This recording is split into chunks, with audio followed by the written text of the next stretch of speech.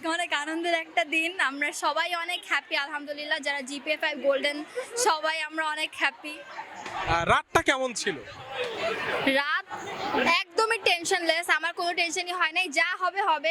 Result তো হয়েই গেছে, এখন টেনশন করলে আমি রেজাল্ট চেঞ্জ করতে পারবো না। সো যেটা হয়েছে অনেক ভালো। বড় হয়ে কি হওয়ার ইচ্ছা? আমি আসলে ব্যারিস্টার হতে চাই। ব্যারিস্টার? হ্যাঁ, টাকার জন্য? টাকা তো এমনিই আছে, আরো আরো হবে, সমস্যা নাই। হ্যাঁ, মানে এত প্রফেশন থাকতে ব্যারিস্টারি প্রফেশনটা কেন চুজ করলেন? আসলে সবাই ডাক্তার ইঞ্জিনিয়ার হতে চায়, আমার আসলে ডাক্তার বা ইঞ্জিনিয়ারের প্রতি এত একটা মানে ইয়া নাই।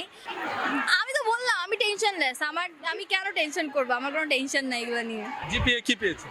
জিপিএ 5। এই উৎসর্গটা কাকে করবেন, এই আনন্দ, এই রেজাল্ট?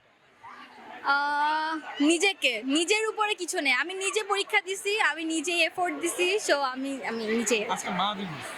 হ্যাঁ, মা দিবস এখানে এসে জানতে পারছি। এখন কি মাকে শুভেচ্ছা দিবেন?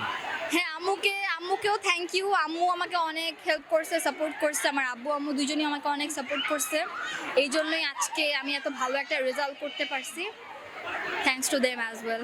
ঘুমাতে পারিনি সারা রাত। দেখেই বোঝা যাচ্ছে। বড় হয়ে ইচ্ছে কি আছে? ইঞ্জিনিয়ার হওয়া। ইঞ্জিনিয়ার।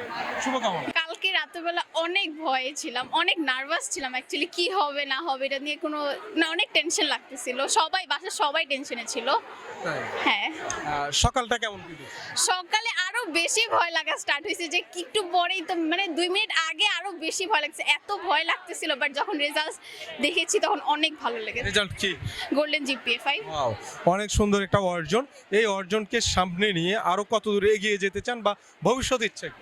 ভবিষ্যতে আরো অনেক ভালো কিছু করার ইচ্ছা আছে, অনেক কিছু করার ইচ্ছা আছে অ্যাকচুয়ালি। এইম কি, মানে অনেকে জজ, ব্যারিস্টার। হ্যাঁ, আমার আগে পাবলিক ইউনিভার্সিটিতে ট্রাই করব, দেখি ডক্টর হওয়ার ইচ্ছা আছে।